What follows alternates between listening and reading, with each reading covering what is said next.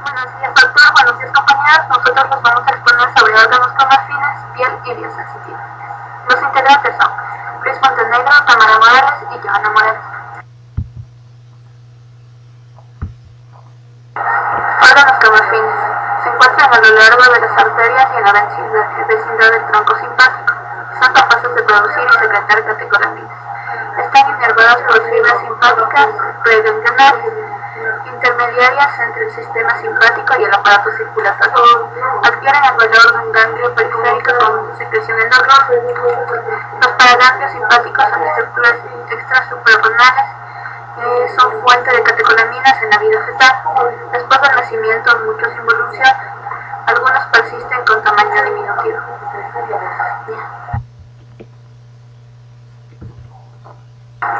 Aquí podemos ver la distribución de las zonas de tejidos como afines en el embrión. Cuerpos paraórticos. Paraganglios simpáticos ubicados irregularmente a los lados de la aorta. Cromus paraórtico. Situado delante de la aorta ascendente en el pericardio.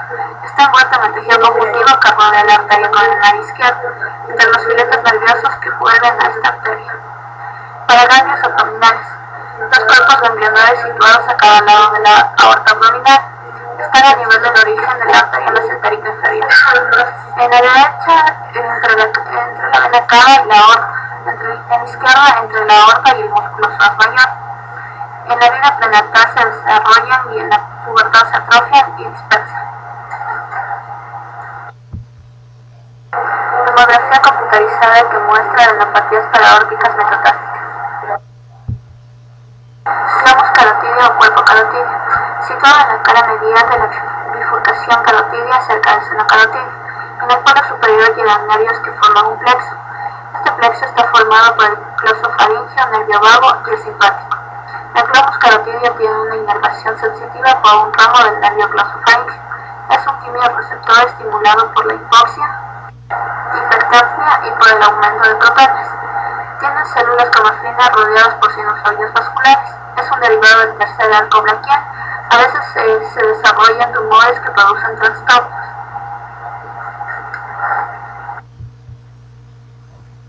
Aquí podemos ver una tomografía axial computarizada de la masa corporal y la flecha indica el glomus carotidio.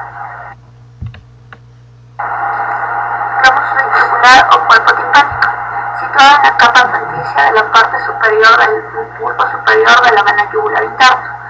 Tiene un diámetro aproximado de medio milímetro. Tiene la estructura circular a la del glomus carotidio. Está ubicado también próximo al nervio timpánico, cerca del conductillo timpánico de la región petrosa del temporal. Para el embrioma yugular en paciente con cromosintomas bilaterales, gran masa región del agujero yugular izquierdo, hiperintensa en tomografía 2 y con intensa real, que se extiende a la vertiente superior del espacio carotidio donde se desplaza anteriormente a la carótida interna, flecha amarilla, y se extiende hacia el conducto auditivo interno, flecha roja, ocupación de celdas mastóides. Órgano dental, piel. Piel. La piel varía según la raza, el individuo y las regiones de piel en un mismo sujeto. Presenta orificios, surcos, pliegues y salientes. Los orificios son para las vías digestivas genitales y urinarias, también para las glándulas cutáneas, mamarias, sudoríparas y sebáceas. Los surcos. Tenemos los surcos interpapilares que separan entre sí las hileras de papilas. Estos se encuentran más en las regiones palmares y plantares. Pliegues. Tenemos dos tipos de pliegues, de estructura y de locomoción. De estructura son salientes normales y congénitas del organismo, como por ejemplo el surco interglúteo. Los pliegues de locomoción son dos, articulares y del fruncimiento. Los articulares son pliegues de flexión y extensión. Los de fruncimiento es un plegado de los tegumentos bajo la acción de los músculos. Aquí encontramos los pliegues seniles y de adelgazamiento. Tenemos un ejemplo de las patas de gallo. Las salientes van a ser dos, permanentes y temporales. Las permanentes son papilas que se encuentran en la dermis cubiertas de epidermis y separadas por los surcos interpapilares. Varían entre individuos. Tenemos por ejemplo las huellas dactilares. Las temporales producen bajo la acción del frío y el miedo. Resulta de la acción de los músculos anexos del pelo. Sobresalen los folículos pilosos, un ejemplo de carne de gallina.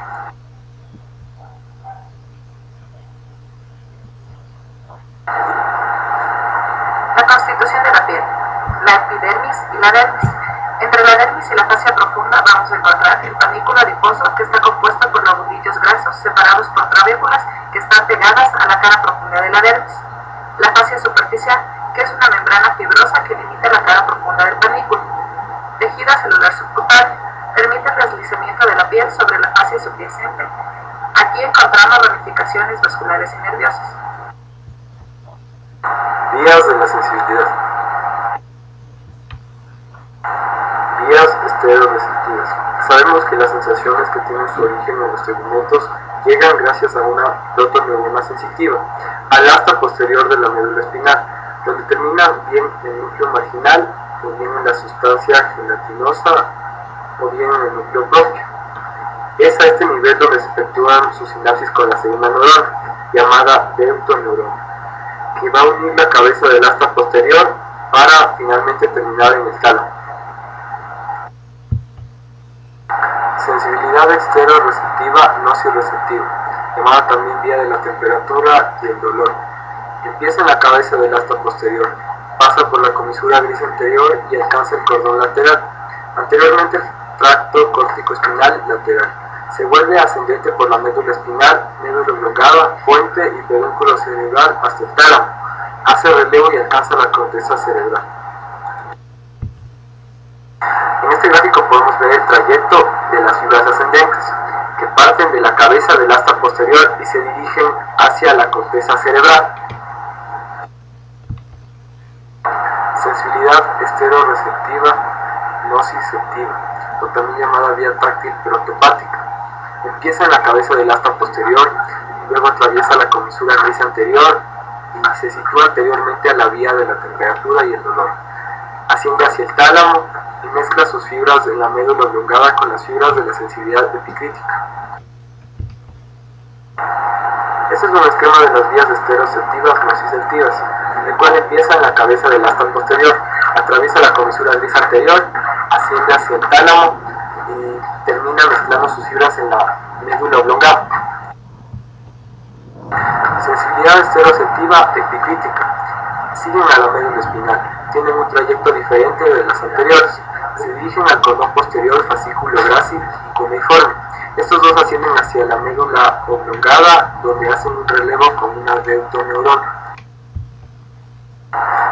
Este es un esquema de las vías de la sensibilidad táctil, en el cual podemos ver el tracto nociceptivo protopático representado por el tracto espinotalámico anterior y el tracto epicrítico discriminativo representado por el fascículo grácil medial, fascículo cuneiforme lateral. Tracto espinocerebeloso. Tracto espinocerebeloso posterior. La deutoneurona situada en el núcleo torácico posterior emite un axón. Este alcanza el cordón lateral anterior, luego asciende y alcanza el cerebelo por el pedúnculo cerebeloso inferior. Tracto espinocerebeloso anterior. Las deutoneuronas situadas en el núcleo del Bechsterio atraviesan mediante su axón la línea media, luego atraviesan la comisura gris anterior para formar el tracto espinocerebeloso anterior ubicado delante del posterior. Bueno, eso ha sido todo. Muchas gracias por su atención.